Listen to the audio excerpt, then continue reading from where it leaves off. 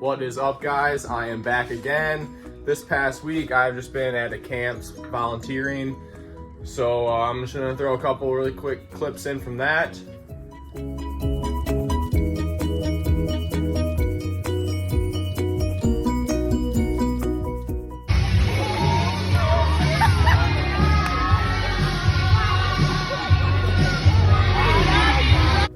And now that I'm back, let's get to work on this Honda engine.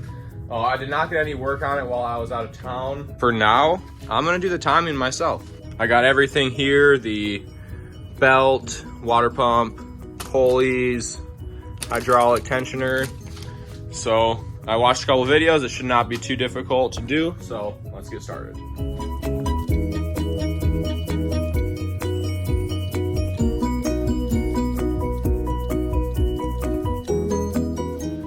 So after taking the covers off, I noticed that there are cracks every little rib on this belt, every single one of them. So I would say that this was overdue. Maybe this has never been done before. So what I think I'm gonna do next is I'm gonna get the timing marks lined up. All right, so I got the timing belt off. I realized I needed to take the crankshaft positioning sensor off. Got that quick off. Then I got the idler pulley off and the tensioner, put the new one back on, realized I still had to take off the water pump,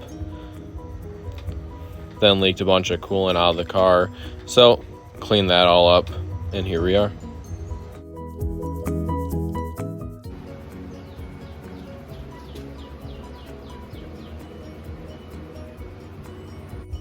For anyone that's worked in a two-car garage and had stuff that they had to store in it, it's never easy keeping it clean, especially on projects like these, so I decided to take a little bit of time and clean up, make it a little bit nicer for me.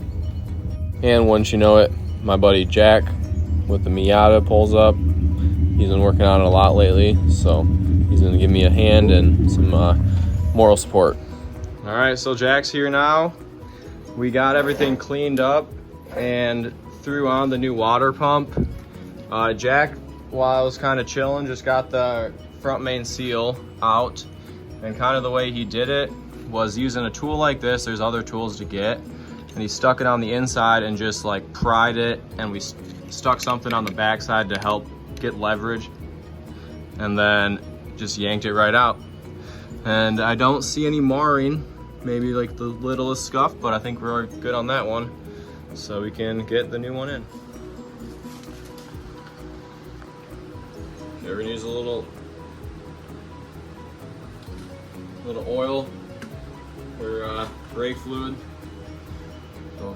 Both work. Get that nice lubed up.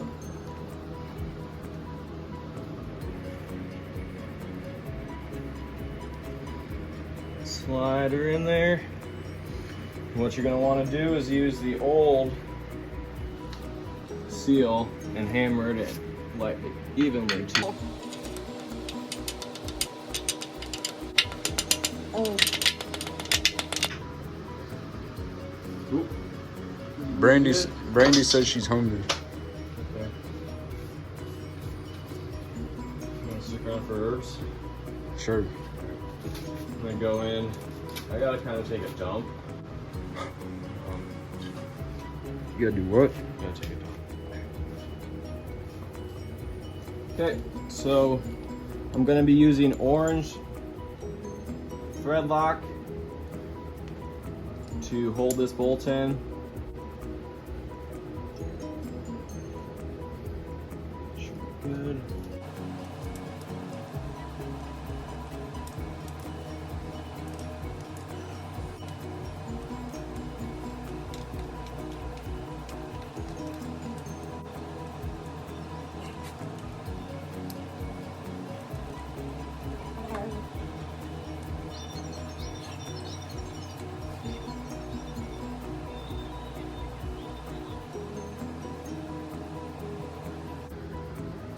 Okay, so as you can see, the timing belt was put back on. I still have not done the cam seals, but I had to put the timing belt back in so I could break these two loose. Something I learned and I should have done earlier, but did not. So quickly, I'm gonna break these loose and hold this solid.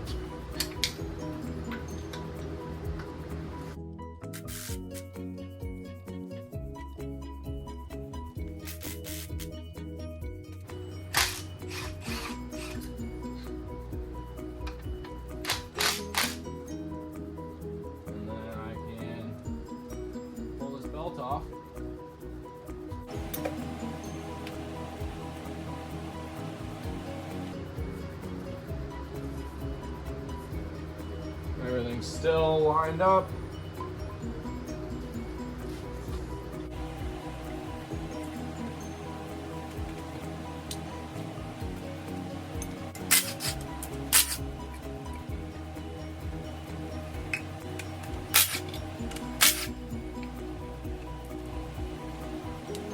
I got this tool right here I'm gonna try to use. Easy, easy.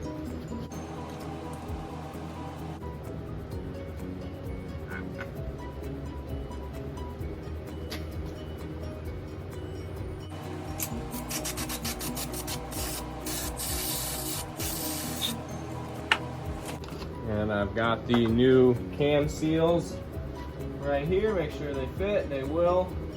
I just gotta get a little bit of booby doob. These cam seals, you gotta be very careful on getting them to slide in nicely and not kink or anything. So you can see I'm taking a little bit extra time to get it around the inner part, and then getting it in the outer part is very simple. And of course, using the old seal to hammer it on evenly, and then moving over to the other side here in a second. Cool. One down, one to go.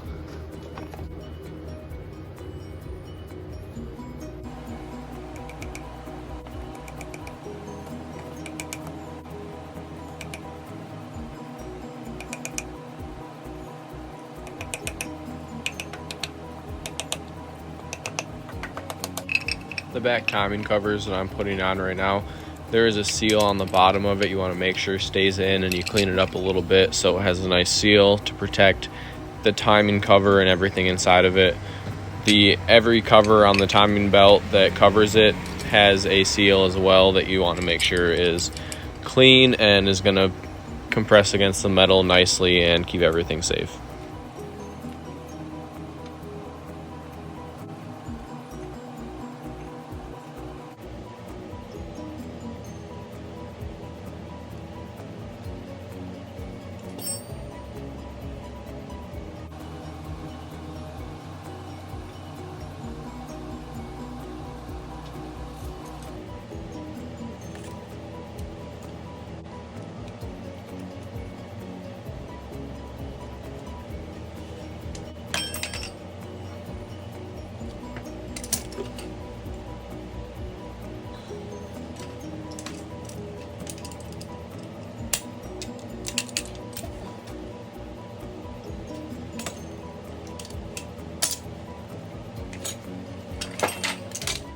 Alrighty, here we are. I got the cam seals in, the car is in time.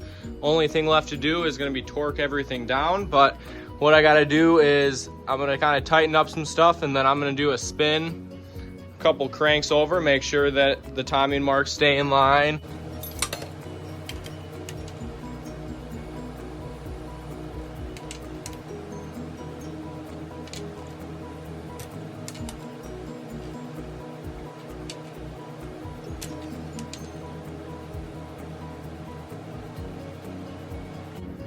Okay, lined up, lined up, lined up. We are good. I'm supposed to do that like 6 times, so I guess I'll keep going.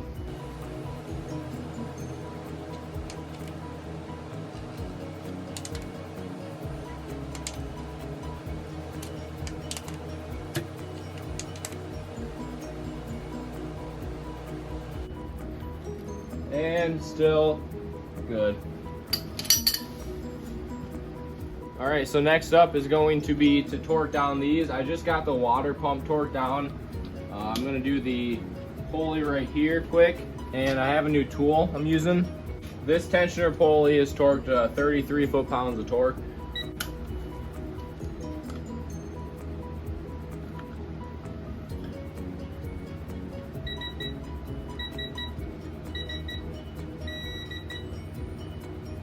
All right, right at 33. I kind of like this thing. This thing's sweet.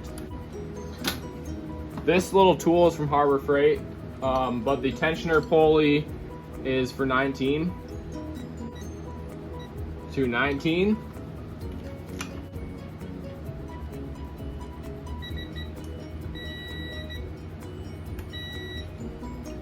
Just doesn't seem very tight, but all right. So the tensioner pulley is 19 foot-pounds of torque.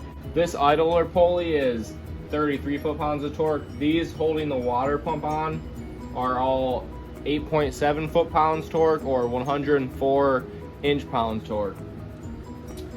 This right here is a lot higher than that. I think it's like in the 180s, but I'm gonna be getting to that once I get everything else put back on.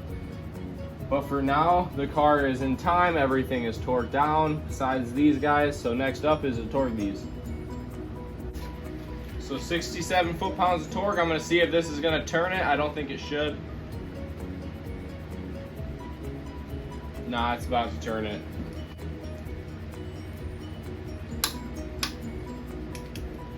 All right, 67, it turned it, but it should be fine because it turned everything evenly. So I'll just click it again.